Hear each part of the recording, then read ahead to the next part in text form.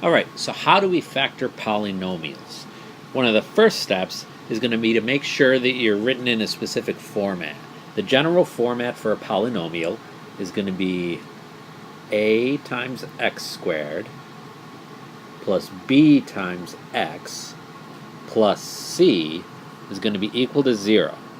And in this case, a, b, and c are usually all numbers, and the x's are some variable that you don't know.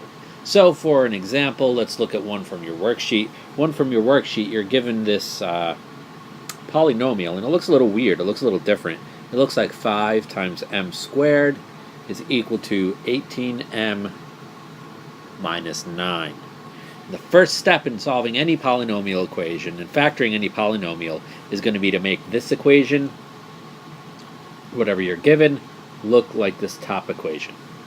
And right now we don't have that. Right now we need to solve everything. We need to get all this stuff shuffled around, do some algebra so that we get all of this equal to 0.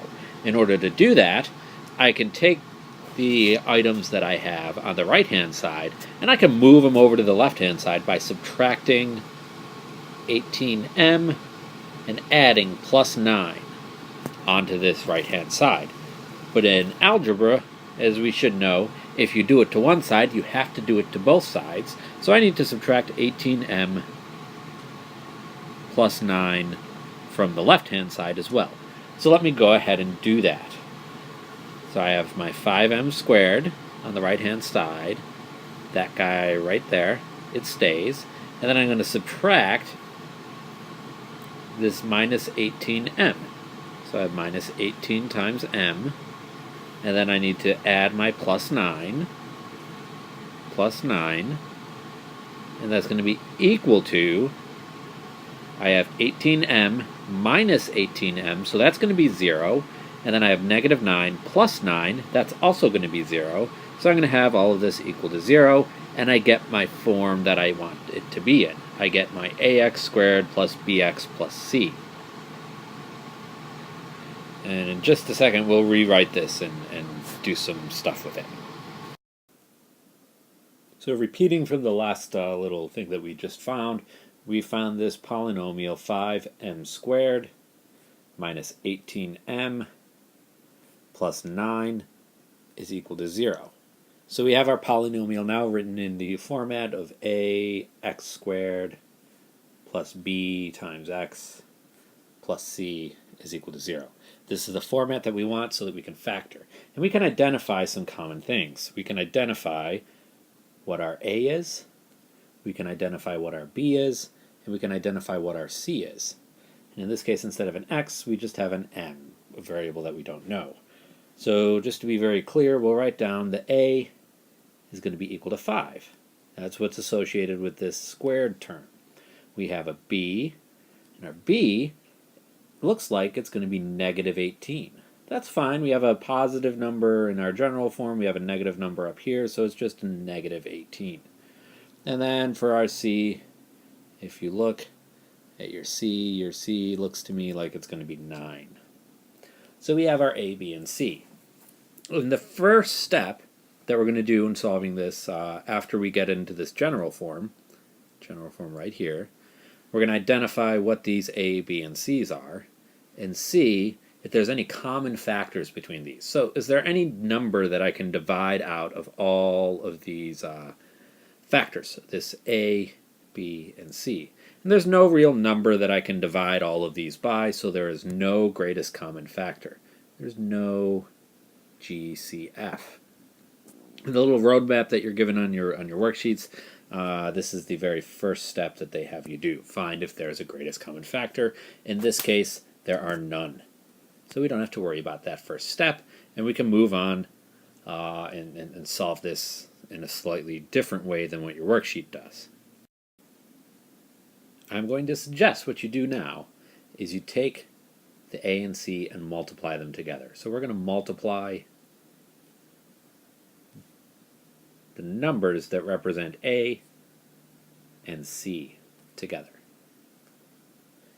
If you rewind just a little bit, you can see where these come from, but we know a is equal to 5,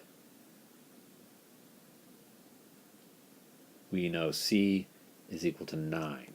So when I multiply these together, a times c, I'm going to get 45. Okay? And this is going to be a very important number. We need to remember this. A times c is 45.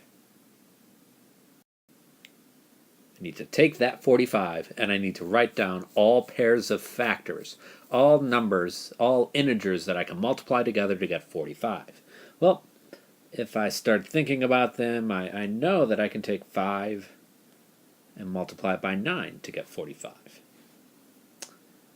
But we're working with positive and negative numbers, so I want to get positive 45. So I can also take negative 5 times negative 9, and that'll give me 45 as well. Are there any other factors that I can use? Well, I can use 15 times 3 will give me 45.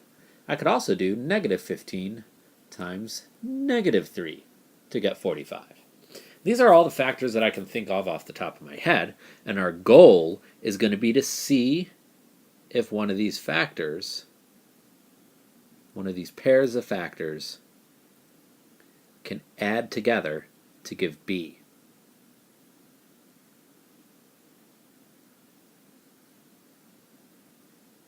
And if I look backwards, if you rewind a little bit in the video, you will see that b is equal to negative 18. We wrote that down a little bit earlier. So I need to see if any of these factors can add together to give me negative 18. I start looking at my factors. 5 plus 9. 5 and 9 is 14, so that doesn't work. 15 plus 3. 15 plus 3 is 18, but that's positive 18, so that doesn't work. Negative 5 plus negative 9 is negative 14, so that doesn't work. Negative 15 plus negative 3 is equal to negative 18. So these are my factors that will work. Yay, I can move forward. I have recognized that negative 15 plus negative 3 equals negative 18. So I can take those two factors and I can put them into a kind of polynomial type of form of their own. I can put them into parentheses. So I can say I have this new term, x minus 15 times x minus 3, where these two numbers came from finding the factors that added together to give me my b, the negative 15 times plus negative 3. Now what I need to do, I need to take these two factors and I need to divide them both by a. Divide both of these by a. And I only want to divide the numbers by that a. So in that case, we remember a was equal to 5. So I divide both of my numbers by 5. In this case, I would have x minus 15 divided by 5, and I would have x minus 3 divided by 5. And that's going to be equal to 0. And I'm almost done at this point. If the numbers divide nicely, then this is my factor. If the numbers don't divide nicely, then I move a in front of the x. So what does that mean? Let's take a look. My factors were x minus 15 divided by 5 times x minus 3 divided by 5. If my numbers divide nicely, if they divide evenly, then I go ahead and divide them and simplify and rewrite this. So 15 divided by 5, my numbers here, they divide nicely. 15 divided by 5 is equal to 3. So I just get x minus 3. However, they're not always going to be nice. If they're not nice, if they don't divide into an even integer, into an even number. If I look at this, 3 divided by 5 isn't an even number. So what I do is I take this 5 and I multiply it out in front of that x. I move that 5 in front of the x so that I get 5 times x minus 3. And that's going to be equal to 0. And now I have two equations. I have two equations that I'm multiplying together. I have this first term and I have this second term. and when I multiply them, they're going to be equal to 0. And by rules of multiplication, I know anything multiplied by 0 gives me 0. So I know that the first term has to be equal to 0, and the second term has to be equal to 0. So I know x minus 3 equals 0, and I know 5x minus 3 equals 0. I can solve both of these equations. I do my algebra, get x by itself, so I add 3 to both sides, and I get x is equal to 3 for the first term, and then I have 5x is equal to 3, add my 3 to both sides, trying to get that x by itself, so I divide both sides by 5, and I get my x is equal to 3 divided by 5. So now these should be my two answers. I should have as an answer x is equal to 3 or 3/5. And if we look at our answer sheet, I believe the correct answer would be A in that case. And you can use this general video, this general format, to solve any one of those polynomial equations where you have to factor them. Let's see one example very, very quickly. So you're given this format for one of your questions, 2x squared plus 3x minus 9 is equal to 0. Identify what your A, B, and C are as a very first step. So first step, after you get into this general ax squared plus bx plus c format, is to find what A is. A was the number that's associated with the squared variable. So that A is going to be equal to 2. That's the number that's in front.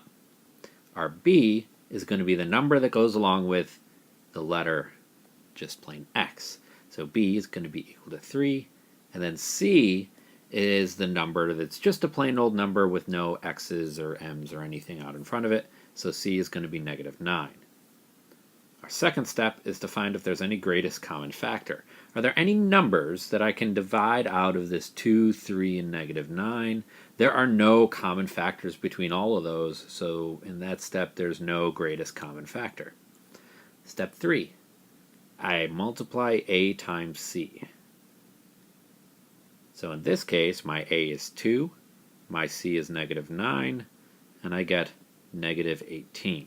So I need to get a negative 18 in step 4, where I find all the common factors that will multiply together to give me a negative 18. Well, I can do 1 times negative 18. That'll give me negative 18.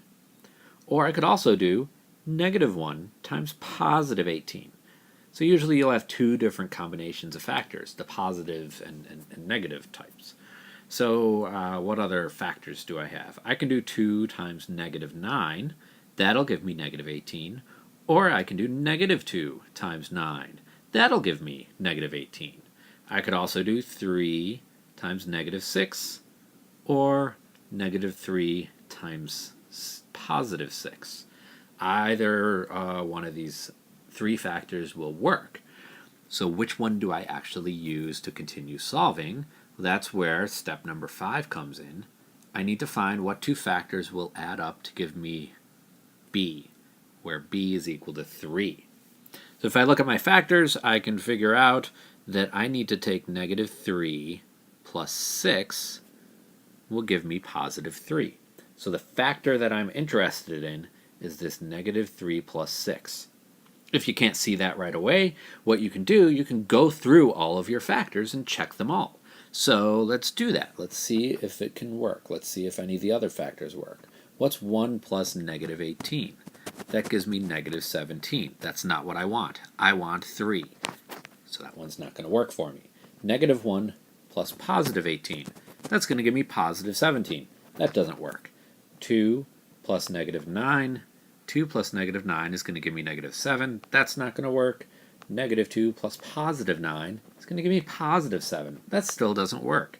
3 plus negative 6. That's going to give me negative 3. That's close. That's almost what I want, but I want a positive 3, so that one doesn't work. So negative 3 plus positive 6, that's going to give me 3, and I know that that one works. So these are my two factors, my negative 3 plus 6 to give me my B is equal to 3. So now I take those two numbers and I write them in parentheses. I have an x minus 3. Oh, let's go back. Let's erase this. Let's do this in white. We have x minus 3 times an x plus 6. And we'll call this step number 6. Now the next step, we need to take our two numbers, this negative 3 and this 6, and we need to divide them by a. So I divide those by a. If you recall, a was equal to 2. So I get x minus 3 divided by 2. And I get x plus 6 divided by 2. If they divide nicely, then wonderful. If they don't, then I bring the denominator up in front of the x. 3 divided by 2. 3 divided by 2 doesn't divide nicely, so I bring that 2 in front of the x. Bring the denominator in front of my x. So I get 2x minus 3. And then I look at my second parentheses, my 6 divided by 2. 6 divided by 2 is 3. So that one is kind of nice. That one comes out as a nice even number. Nice integer.